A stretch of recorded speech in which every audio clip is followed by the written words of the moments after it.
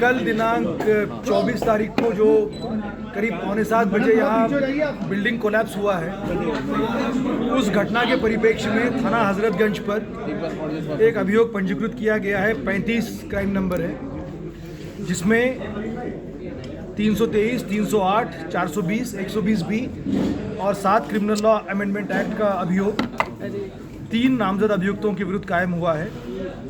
एक है मोहम्मद तारिक, दूसरे है नवाजिश शाहिद और तीसरे है फरहद याजदानी। इन तीनों अभियुक्तों में से नवाजिश शाहिद जो है उनकी गिरफ्तारी की गई है। चूँकि इस घटना में 2 महिलाओं की दुर्भाग्यपूर्ण मृत्यु हुई है, इसलिए विवेचना में इस अभियोग को 304 आईपीसी में तरमीम किया गया है और इनको गिरफ्तार करके जुडिशियल कस्टडी में भेजा गया है। अन्य 2 अभियुक्तों की तलाश जारी है और मैं आपके माध्यम से सभी को आश्वस्त करना चाहता हूं कि इस प्रकरण में पूरी गंभीरता से और पूरी सख्ती से कार्रवाई की जाएगी। वहां पर जब एनडीआरएफ की टीम ने वहां देखने की कोशिश की तो वहां किसी का होना नहीं पाया गया है। इसीलिए आपने देखा होगा कि बड़ी वाली पोकलेन मशीन से अब पूरा मलबा हटाया जाएगा और एक-एक फ्लैट को, एक-एक कोने को देखा जाएगा कि कहीं पर वहाँ किसी का अस्तित्व तो नहीं है। अब एनडीआरएफ के अधिकारियों का ये कहना है कि ऑलमोस्ट 24 आवर्स या 20 आवर्स होने जा रहे हैं, तो संभावना बहुत कम है कि कोई जीवित हो। इसलिए बड़ी मशीन का प्रयोग करके वहाँ पर मलबा हटाया जा रहा है और ये कार्य जो है कम से कम 24 घंटे चलेगा। इसके बाद जो महत्वपूर्ण काम हम कर रहे हैं कि वहाँ पर चूँकि जो परिवार रहते थे उनके वैल्यूएबल्स वहाँ थे, तो प्रशासन ने एक यहाँ टीम बनाई हुई है। सभी वैल्यूएबल्स को वहाँ एकत्रित करके वहाँ परिवारजनों को सुपुर्द किया जाए। एक टीम जो है यूपी पुलिस की जो थी, उसने एक अभियुक्त को मेरठ से गिरफ्तार करके यहाँ पर या उनको अरेस्ट करके यहाँ लाया था और आज उनको जुडिशियल कस्टडी में भेजा जा रहा है। लखनऊ पुलिस ने 5 टीमें बनाई हैं। हम इनको ढूंढ के हम इनको न्यायालय के समक्ष प्रस्तुत करेंगे। सर, क्या आप लोग की सूचना के अनुसार कोई भी व्यक्ति अब अंदर नहीं है?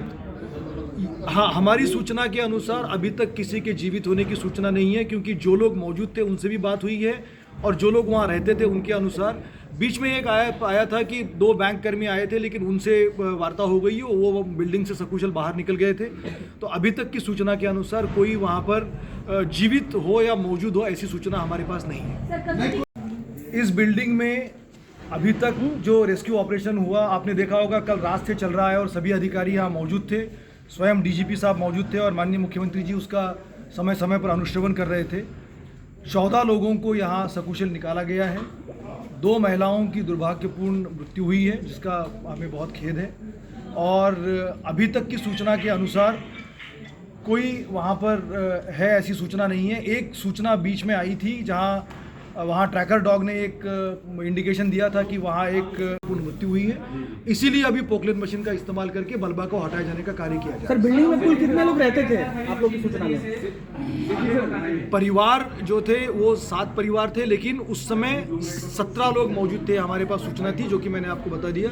तो अभी जो हमारी सूचना है अभी वेरीफाई होगी, हो सकता है कि अगर कोई हो तो बाद में मलबा हटाने के बाद पता चलेगा। ये कार्य जो है वो बड़ी संजीदगी से करना पड़ता है, क्योंकि जब लोग अंदर फंसे होते हैं तो आप जल्दबाजी नहीं कर सकते। अभी तक की सूचना के अनुसार अंदर लोगों के फंसे होने की शंका नहीं है, लेकिन मलबा हटाना है और उसमें स्ट्रक्चर जो है वो कोलैप्स और भी हो सकता है और वहाँ जो रेस्क्यू में जो लोग लगे हुए हैं उनको भी खतरा ना हो। तो वो एक तरीके से साइंटिफिक तरीके से वो होता है मलबे को हटाने का काम।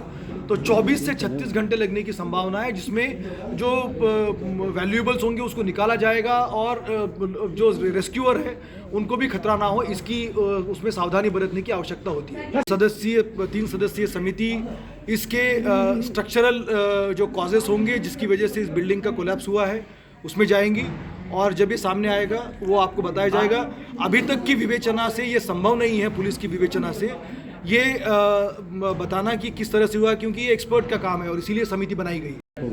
बड़ा गंभीर आरोप लगाया था पुलिस प्रशासन पे। आपने देखा है कि कल रात से सारे अधिकारी, सीनियर अधिकारी और एसडीआरएफ, एनडीआरएफ की टीम, फायर सर्विस, पीएसी सब लोग थे और आप भी थे। रात भर सभी लोगों ने यहाँ जो कार्य किया है वो आपने देखा है। 2 लोगों का मृत्यु होना अत्यंत दुर्भाग्यपूर्ण है, हम उनके दुख में शामिल हैं। पुलिस की विवेचना जब होती है तो सभी पहलुओं पे होती है, और इसमें अगर कोई इस तरह की लापरवाही पाई जाएगी तो संबंधितों के खिलाफ कार्रवाई होगी, जैसा कि पूर्व में भी जो दुर्घटनाएं हुई हैं उसमें हुआ है।